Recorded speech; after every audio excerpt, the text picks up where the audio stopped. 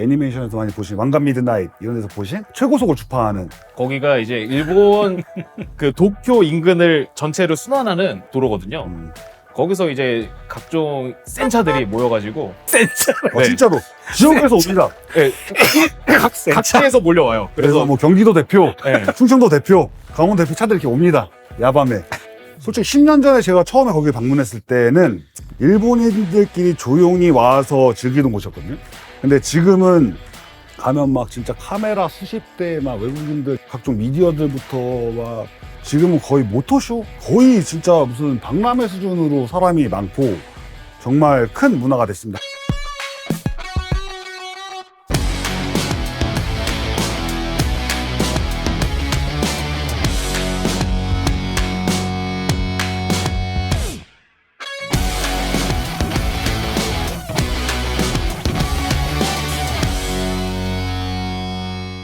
자동차를 즐겁게 타자! 2회 시작합니다. 자동차를 즐겁게 타자의 송반장 송영현입니다. 2% 이대준입니다. 조프로입니다. 반갑습니다. 자, 오늘 이제 2회인데 질문이 올라왔어요. 첫 번째 질문은 우리 조프로가 네. 이 시리즈 너무 재밌게 잘 봤습니다. 재밌겠다. 이런 컨텐츠가 많이 생겼으면 좋겠네요. 질문입니다. 혹시 해외에서 차량을 수입해오는 방법이 있을까요? 번호판을 못 따는 레이스카랑 양산차의 절차가 다르다면 또 궁금합니다. 일단 질문에 답변을 드리자면 해외에서 한국으로 자동차를 수입하는 방법은 정말 여러 가지가 있고 할 수 있는 방법도 많아요. 하지만 일단 차량의 수입은 그러니까 국내에 있는 여러 가지 유통사들 뭐 BMW의 수입원이라든지 벤츠, 기타 슈퍼카라든가 이런 수입원들과 똑같은 경로로 차량을 수입하게 돼 있어요. 그 차량을 한국에 들여와서 한국에서 이제 여러 가지 인증을 받아야 됩니다. 뭐 소음, 기타 뭐 제동력, 안전성 이런 테스트를 받아서 이제 국내 규정에 적합한지를 확인한 후에 제일 중요한 게 이제 배기가스 규정을 충족을 해야 됩니다. 솔직한 말로 이제 올드카, 우리가 좋아하는 차들, 올드카들은 그런 차를 가지고 들어오시면 번호판 다는 게 쉽지는 않아요. 그래서 이제 대행업체를 쓰시고 하는데 그런 것도 이제 저희가 대행을 진행을 하고 있습니다. 왜냐면 송구는 뭐 자동차 경주 선수이기도 하고 뭐 미케닉도 하고 차도 만들지만 또 수입 왕이에요. 얼마 전에 몇 년 전에 일본에서 일본 야리스. 네, 그건 이제 토요타. 독일에서 이제 신차가 그거를 10대 정도인가? 네네. 10대를 갖고 와가지고 한국에서 또 판 적도 있고 그래서 언제든지 필요하시면 번호 얘기해 주세요. 그리고 이제 거기서 질문 하나 중에 더 그 레이스카나 이제 번호판에 필요 없는 차량도 자동차의 원형을 갖고 국내에 들어오게 되면 그러니까 수입 절차에서는 자동차와 똑같아요. 그래서 수입됐을 때 이제 관세라든가 이런 세금에 대한 것들은 자동차 완성품에 대한 세금을 다 내고 이제 통과를 하게 돼 있고 그 대신에 등록을 안 하기 때문에 뭐 등록세라든가 일단 검사는 없어요. 그러니까 내가 정말 이 차는 레이스용이다 아니면 또는 서킷에서만 사용하고 싶다. 뭐 그건 번호판이 관계없는 차이기 때문에 비교적 쉽게 걔는 뭐 배기가스 같은 거 그럼 검사 검사 필요 전혀 없고. 없이 그냥 물건을 현재 사서 저희가 이제 구매부터 뭐 수출, 뭐 저희 통관 이런 것까지 다 핸들링 다 해드리니까 집 안에 창고까지 저희가 다 갖다 드립니다. 더 되긴 하지만 자, 그럼 오늘의 이제 메인 주제인 세계의 자동차의 문화들, 그 자동차를 타는 사람들, 또 그 나라 사람들이 자동차를 어떻게 생각하는지 그거에 대해서 이제 좀 같이 얘기를 해보고 싶은데 네. 오늘 제가 주제를 잡으면 일본입니다.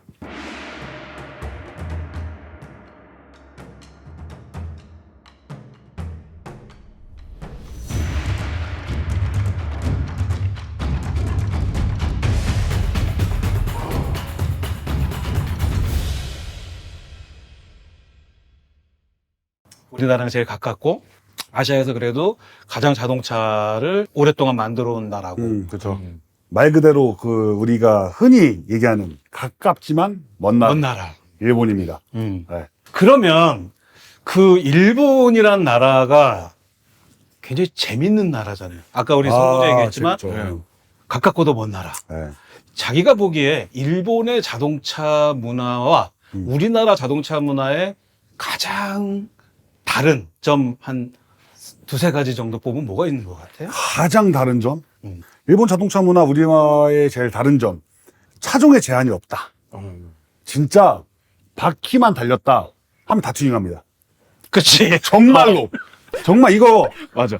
바퀴만 맞아. 달렸다. 그들은 바퀴가 안 달렸어도 튜닝을 하지만 자동차로 얘기하면 자동차라는 거는 말 그대로 엔진이 달리고 자력으로 움직일 수 있는 기계잖아요. 그렇죠. 네. 정말 음. 경차부터 트럭까지 그 중간에 수없는 차종과 카테고리가 있잖아요.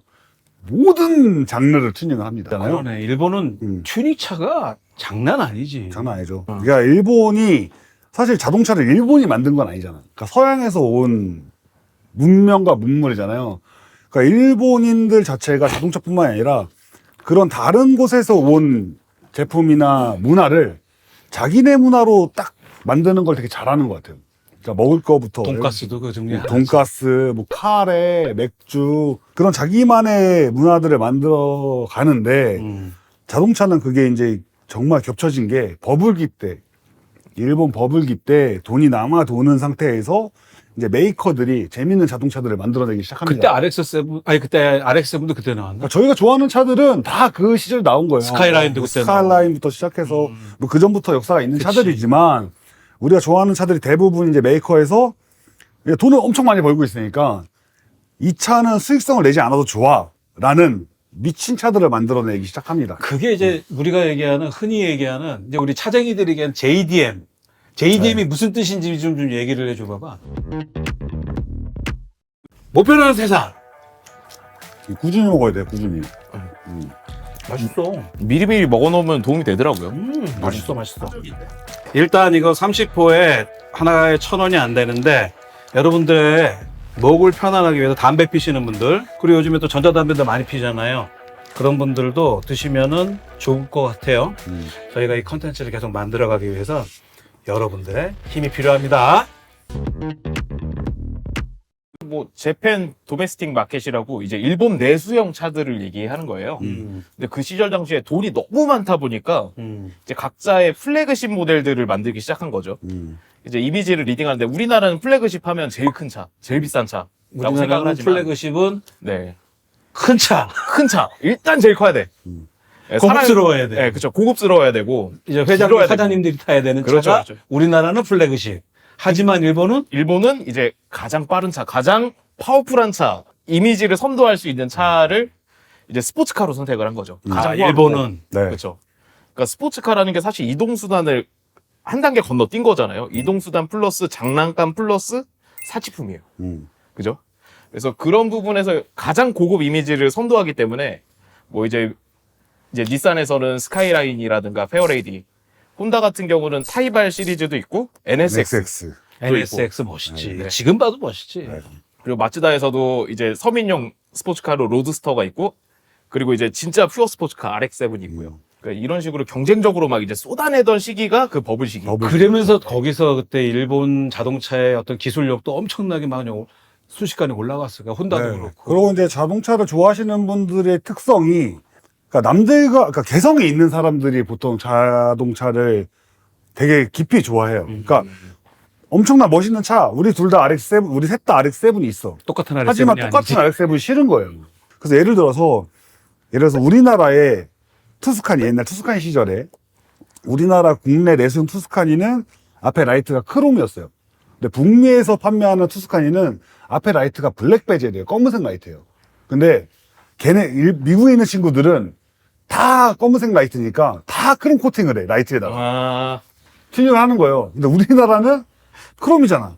다 검은색으로 바꿔. 그러니까 이게 뭔가 남들과 달라 보이고 싶고 달라 보이는 게 더 멋있어 보이고 이런 것들이 이제 한 가지 두 가지가 생겨나면서부터 튜닝이 시작이 되는 겁니다. 그래서 일본에 가면 정말 재밌는 차들이 너무너무 많이 보이는데 아까 이제 좀 전에도 우리 조프로가 얘기했지만 경차부터 시작해서 뭐 정말 다양한 차들이 다 뭐 그런데 그걸 또 밤마다 우리 볼 수 있는 금요일 밤에 볼 수 있는 곳이 있죠. 아, 그죠. 그러니까 자동차들에 모이는 스팟이 있습니다. 그러니까 전국에 여러 군데가 있을 텐데 그 중에서도 이제 제일 유명한 곳이 도쿄에. 도쿄 인근에 이제 요코하마의 다이코쿠라는 이제 휴게소입니다. 여러 노선의 고속도로가 지나가는 곳에 휴게소예요. 그러니까 우리나라 따지면 약간 횡담도 휴게소. 그 밑에. 네, 비슷한 느낌의 휴게소인데 그곳에 이제 그렇게 튜닝한 차들을 서로에게 뽐내기 위해 또는 이 차의 멋진 사진을 찍기 위해 사람들이 이제 모여들기 시작합니다. 근데 거기가 예전에는 지금하고 좀 문화가 틀렸어요. 그러니까 제가 엊그저께도 다녀왔는데 솔직히 10년 전에 제가 처음에 거기 방문했을 때는 외국인들이 없었어요. 그러니까 일본인들끼리 조용히 와서 즐기는 곳이었거든요. 뭔가 가서 와 멋있다 사진 찍어도 돼요 이런 게 없었어요. 근데 지금은 가면 막 진짜 카메라 수십 대 막 외국인들 진짜 각종 미디어들부터 막 차에 대한 질문, 대화 이런 것들 많이 하거든요. 지금은 거의 모토쇼? 그치. 거의 진짜 무슨 박람회 수준으로 사람이 많고 정말 큰 문화가 됐습니다. 하지만 일본 내에서도 이제 거기서 문제들이 생기죠. 거기서 통제 안 되는 어디 가나 꼴통 있잖아. 아, 그쵸.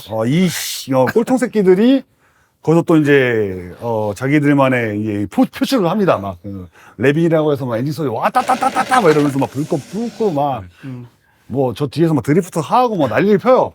이제 그러다 보면 이제 사고도 나고 여러 가지 민원이나 이런 속출하다 보니까 거기도 이제 일정 시간이 되면 이제 경찰들이 와서 폐쇄를 하거나 아예 통제를 하는 경우도 생깁니다. 그럼 일단은 일본은 튜닝 문화가 자동차 어떤 그 메이커들이 네. 경쟁적으로 이제 그 좋은 차들을 그러면서 이제 많이 만들고 그러면서 이제 또 우리 레전더리한 자동차들이 많이 나왔었고 그렇죠. 이제 그런 차들이 생산되면서 그런 차들을 처음 튜닝하기 시작한 건 사실 레이스판이죠. 그치. 그런 차들을 그냥 놔두는 게 아니라 그런 차들 갖다가 이제 그런 차들의 성능을 과시하기 위해서 그런 차들을 일본 메이커에서 레이스에 나오면서 됩니다. 그다음에 또 네. 뭐 HKS나 이런 또 튜닝 파츠 만드는 회사들이 같이 또 발전을 하면서 네, 네. 튜닝 문화도 같이 커진 거고. 커졌죠. 그러면서 여러 가지 튜닝 문화들이 생기고 저희 이제 여러분들이 잘 아시는 이제 옛날에 이제 일본도 분명히 그 공도에서 하는 드래그 레이스, 그러니까 직선거리만 빨리 주파하는 길거리 레이스도 있었고, 그리고 이제 여러분들이 이제 애니메이션에서 많이 보신 왕관 미드나잇 이런 데서 보신 최고속을 주파하는 예를 들어서 뭐 300km 설명해 주십시오. 어디입니까 거기? 거기가 이제 일본 그 도쿄 인근을 전체를 순환하는 이제 수도고속도로라는 도로거든요. 거기서 이제 각종 센 차들이 모여가지고 특정 구간에서 센 차. 네. 진짜로 지역에서 옵니다. 네, 각지에서 몰려와요. 그래서 그래서 뭐 경기도 대표, 네. 충청도 대표, 강원도 대표 차들이 이렇게 옵니다.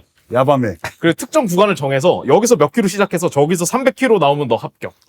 이런 분위기예요. 그래서 그 클럽도 생기고. 네, 클럽 이름이 이제 미드나이트라고 300km 오버한 사람들만 가입하는 클럽이 있어요. 그 구간에서. 그래서 그 위에 미드나이트라고 써 있거든요. 유리에. 근데 그게 300km 안 넘은 애들이 붙이고 있다. 유리 깨고 갑니다. 아 진짜? 진짜로. 네, 진짜로. 네, 왜냐면 그 300km를 달릴 수 있는 차를 튜닝할 수 있는 사람들은 그 당시에 엄청 재력가들이었어요. 아 그건 튜닝을 해야지만 300이 넘어갔겠구나. 저 순정으로는 힘드니까. 순정으로는 그래서 차에 힘들겠다. 엄청난 노력과 열정과 돈을 그건 나는 쏟아붓는 돈을 사람들이 썼으니까 300이 넘어간 건데. 그렇죠. 네. 그리고 우리 이 새끼 돈도 클럽에서 안 쓰고. 인증을 받은 건데 그치. 이제 그게 유명해지다 보니까 그 스티커를 카피해서 붙여요. 그럼 이제 그거를 클럽 편에 누군가 들켰다. 그럼 가차없이 유리창을 깨버립니다. 아 그러면 이제 걔도 말을 못 하겠네. 네, 그러고 만약에 소송에 걸렸다. 돈 줍니다 그냥. 그지 난 돈이 있으니까. 돈 줘서 그냥.